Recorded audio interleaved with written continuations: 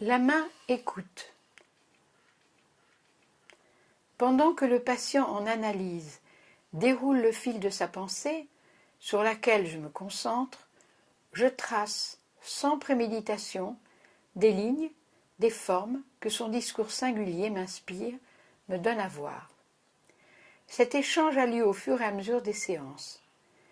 Il prend place dans un espace-temps où le dire du patient fait irruption pour livrer des éléments issus de son inconscient. Des éléments qui viennent toucher le patient lui-même et son analyste de façon singulière et surprenante. De fait, dans le huis clos du cabinet, pour les deux partenaires, psychanalystes et analysants, la relation se métamorphose en création. De ce champ de paroles issu d'associations de pensées et d'émotions, advient une œuvre que l'on peut qualifier de commune, le dessin. Dessiner, c'est accueillir et représenter ce qui passe et en même temps échappe dans les mots du patient. Cela revient en quelque sorte à accepter des réactions imprévisibles, plus ou moins maîtrisables, par rapport à ce qui se dit ou ne se dit pas. Ce qu'il énonce de son vécu me surprend d'abord, me traverse et m'émeut, pour finir par s'exprimer spontanément dans un trait produit par ma main. Qu'est-ce qu'il est permis de montrer de mes affects? Jusqu'où c'est moi? Comment savoir si c'est trop ou pas assez?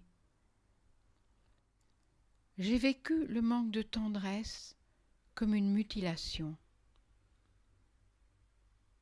Qu'est-ce qu'on met derrière le mot manque? Le fait de jouer un rôle, jusqu'où c'est moi? Est-ce que la petite fille que j'ai été est contente de la femme que je suis devenue? Je ne sais pas si ma mère me voit, m'a vue, elle voit quelqu'un d'autre. Le petit enfant en moi, mon interlocuteur privilégié, celui que personne n'a écouté, maintenant je t'écoute, tu peux parler et me montrer le chemin. Qu'est-ce que je vais faire de cette petite fille que j'ai été obligée de protéger pour survivre? Mon reflet m'a vue dans la glace, je me suis trouvée belle pour la première fois, bienveillante pour moi-même.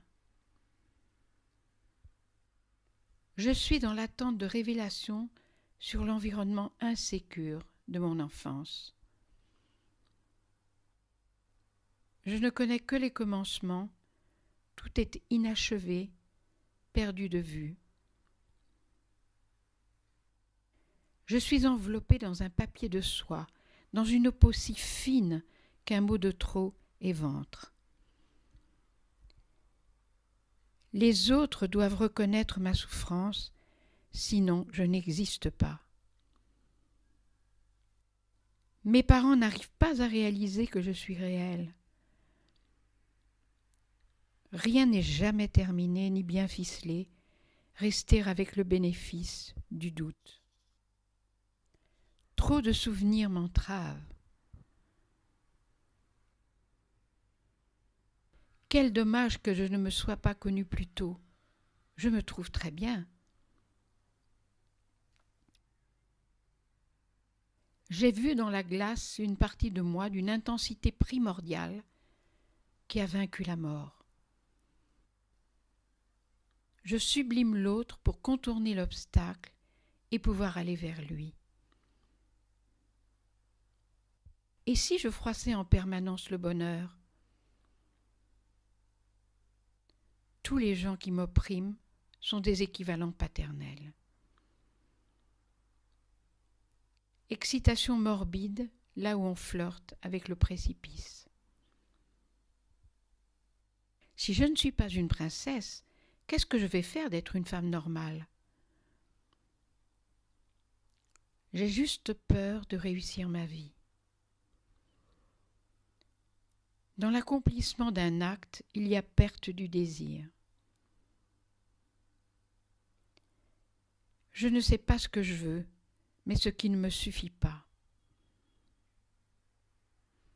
Ma mère adoptive, qui n'a pas porté d'enfant, est dans une sollicitude incomblable et ne trouve pas son altérité. Mon manque de câlin s'est transformé en manque de peau. La souffrance me donne le statut d'intouchable. Je suis prisonnière d'un corps qui n'est pas le mien et qui me rend transparente. Mon corps me donne le plaisir compensatoire au manque d'affection de mon enfance. Je suis si avide de tendresse que j'aspire les autres. Dans l'anorexie, mon corps a besoin de se détruire pour se sentir vivant. L'arrondi ne peut pas faire mal, c'est peut-être pour ça que j'aime les seins. J'ai la mémoire de toutes mes écorchures. J'ai l'impression d'être en communication avec le monde comme une plaie ouverte. Je recherche quelque chose qui m'enveloppe, me protège, une relation où je sois portée comme un bébé. La compassion vraie, c'est porter en soi, dans un même corps, celui de l'autre en souffrance. De fait, ce n'est pas uniquement ce qu'il évoque de sa souffrance psychique ou de ses fantasmes que je dessine, mais dans le même mouvement, ce que j'éprouve dans un autre langage que j'ai développé, le langage graphique, qui est un langage en soi. Il apporte une existence visible à ce qui se dit là et matérialise l'écoute en acte, la main écoute. Le dessin contient donc, telle une enveloppe, une peau symbolique, le discours de l'analysant sur sa souffrance. Chez les Dogons, le même mot signifie tisser et parler, et dessiner revient à tisser les mots entre eux. Dans l'acte de dessiner, mon geste soutient et matérialise la construction ou la reconstruction du sujet. Paradoxalement, du travail psychanalytique, je fais un métier manuel, une sorte de métabolisation trait par trait des éléments glanés lors de chaque séance dans les évocations du patient. De l'écoute flottante du psychanalyste, quelque chose de questionnable s'impose à lui, à son insu, quelque chose de difficile, voire d'impossible à mettre en mots.